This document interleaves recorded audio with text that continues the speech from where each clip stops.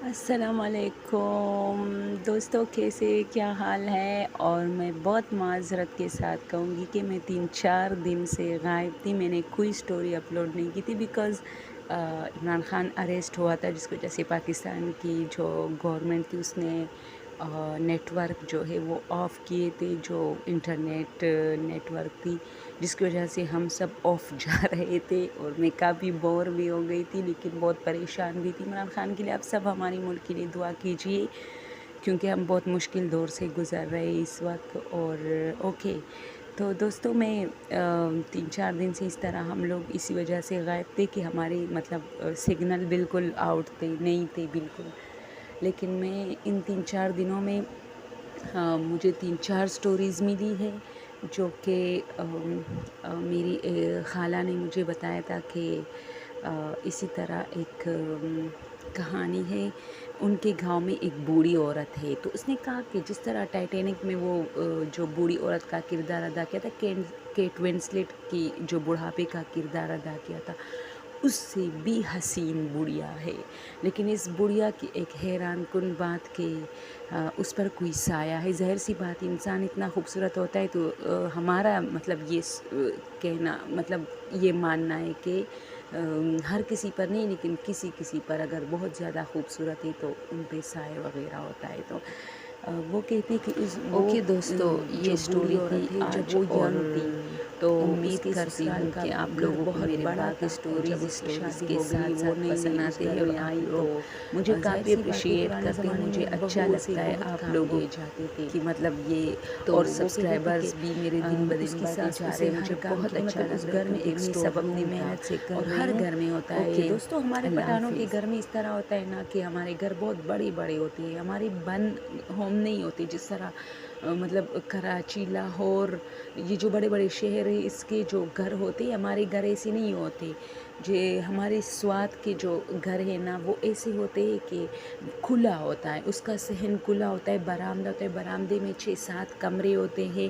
تو جتنے لوگ ہیں اتنے کمرے ہوگے. یہ نہیں کہوں گی کہ کسی کے گھر میں 3 ہوتے، کسی کے 4، کسی کے 6. اگر جگہ زیادہ ہے تو کمرے زیادہ ہوگے، لوگ زیادہ ہیں تو کمرے زیادہ ہوگے. اسی طرح تو ہماری بلڈنگز وغیرہ نہیں ہوتے کہ 4 کمروں کے اوپر اور 4، اس 4 کے اوپر اور 4، اسی طرح بھی ہوتے ہیں، لیکن صحن کھلا ہوتا ہے اس کا.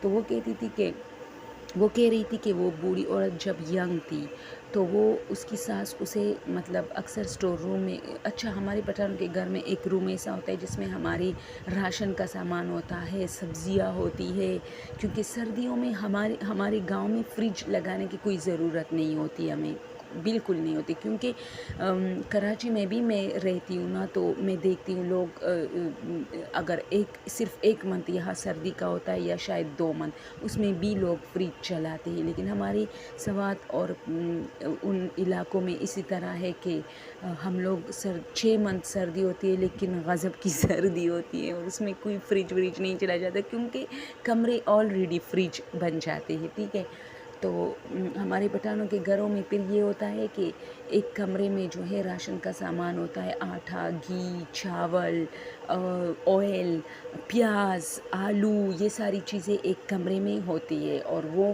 ظاہر سی بات ہے سردی ہوتی ہے تو خراب بھی نہیں ہوتے.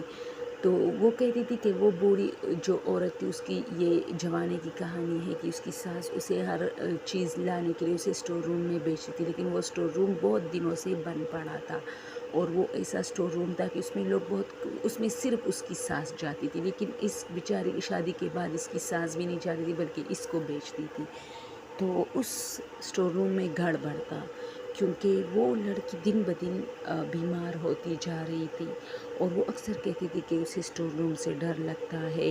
لیکن سادہ لوگ تھے پرانے زمانے میں، اپنی باتیں اتنی زیادہ شیئر نہیں کیا کرتے تھے. تو ان کے گھر والے وہ جس نے یہ سٹوری مجھے سنائی وہ کہتی ہے کہ ایک دن اس کے گھر والے کسی دعوت پہ گئے تھے تو یہ اکیلی تھی. تو ظاہر سی بات ہے اس کو کھانا پکانا سب کچھ کرنا تھا. ٹھیک ہے، تو یہ اسٹور روم میں گئی اور وہاں سے مطلب چیزیں کا اگر چائے بنانی ہو تو چائے پتی یہ ان چیزوں کے لیے گئی ہوگی، گڑ وہ لوگ چائے میں گڑ ڈالتے ہیں نا، تو اس کے لیے گئی ہوگی، اسی طرح سالن بنانے کے لیے وہاں سے گھی وغیرہ، اور اس طرح آٹا گوندنے کے لیے اسے آٹے کے پاس جانا پڑے گا جو کہ اسٹور روم میں ہے۔ تو اسے وہاں ایک شخص نظر آیا جو جس طرح بوری ہوتی ہے نا، اسی طرح بوری سے اس کے کپڑے، مطلب اس کے کپڑے بوری والے کپڑے تھے، بوری نما شخص وہ اسے کہتی ہے کہ وہ کھڑا تھا۔ تو میں حیران رہ گئی کہ یہ شخص کیسے اندر آیا، اور ہم پٹھان لوگ اسی طرح غیر مرد ہمارے گھروں میں نہیں آ سکتے اندر۔ تو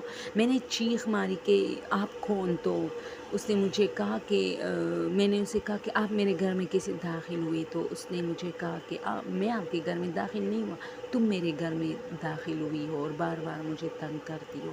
تو اس کے بعد وہ جو ینگ لڑکی تھی، پتہ نہیں اسے کیا ہوا تھا، وہ بے ہوش ہو گئی، اور جب گھر والے آئے تو انہوں نے دروازہ خوب پیٹا لیکن کسی نے نہیں کھولا۔ پھر کوئی پڑوسی کے گھر سے ہو کے مطلب گھر کے اندر آئے اوپر چھت کے ذریعے اور دروازہ کھولا۔ وہ جو لڑکی تھی اب جو بوڑھی ہے وہ بے ہوش پڑی تھی، پھر اس کو ہوش میں لایا گیا، پھر ہاسپٹل لے کے گئے۔ اب وہ ٹھیک ہے، مطلب اتنا زمانہ گزر گیا، لیکن وہ اکثر کہتی ہے کہ وہ بوری نما شخص وہ شخص نہیں تھا، وہ آدمی نہیں تھا، وہ تو کوئی اور تھا۔ تو میری خالہ کہتی کہ ہم ان سے اکثر پوچھتے کہ خالہ وہ کون تھا، تو وہ چیخیں مارتے کہ نہیں وہ سامنے کھڑا ہے، وہ مجھے منع کر رہا ہے کہ مجھے کسی کو نہیں بتانا۔ اور دوستوں وہ بوڑھی عورت عجیب و غریب ہے، کیونکہ وہ ایک پل میں روتی ہے تو ایک پل میں ہنستی ہے، اور پھر وہ بچوں جیسی آواز میں باتیں شروع کرتی ہے۔ میں سوچتی ہوں کہ اگر یہ سب چیزیں جھوٹے ہیں نا، تو پھر وہ بچوں کی آواز میں باتیں کیسے کرتی ہے؟ کیونکہ میں نے اسے دیکھا ہوا ہے، ٹھیک ہے، 2-3 مرتبہ، لیکن مجھے یہ پتہ نہیں تھا کہ اس پہ کچھ ہے، بس اتنا سنا تھا اس پہ سایہ ہے، لیکن اس کی سٹوری میں مجھے دلچسپی تھی، جس کی وجہ سے مجھے میری خالہ نے پھر مطلب کسی سے سن کے مجھے پھر سنائی کہ اس کے ساتھ اس طرح ہوا تھا۔ تو ہم جب بھی ان سے پوچھتے تھے کہ خالہ وہ نہیں آنٹی وہ آدمی کیسا تھا دکھنے میں، تو وہ اسی طرح ادھر ادھر دیکھنے لگتے جیسے کوئی اسے دیکھ رہا ہو، اور خاموش سے پھر کہتے نہیں نہیں وہ مجھے دیکھ رہا ہے، وہ پھر مجھے چھوڑے گا نہیں، اور اس کی اتنی بڑی بڑی داڑھی ہے اور وہ مجھے بہت زیادہ گر رہا ہے، میں ان سے ڈرتی، اس کی داڑھی لمبی ہوتی جا رہی ہے، لمبی ہوتی جا رہی ہے، اس کے پاؤں بھی لمبی ہوتے جا رہے۔ اور پھر تو یہ سٹوری تھی میرے پاس کہ مطلب اس میں ہارر اتنا کچھ تھا نہیں، لیکن اس میں یہ ہے کہ ہوتا ہے ایسا، ہم لوگ اکثر یقین نہیں کرتے، بیلیو نہیں کرتے کہ یہ سب جھوٹ ہے، لیکن نہیں ہے، وہ انسان موجود ہے جو ہمیں نظر نہیں آتے، لیکن کبھی کبھار ہم میں سے کسی نہ کسی کو وہ مطلب اس پہ جو ہے خود کو ظاہر کرتے ہیں۔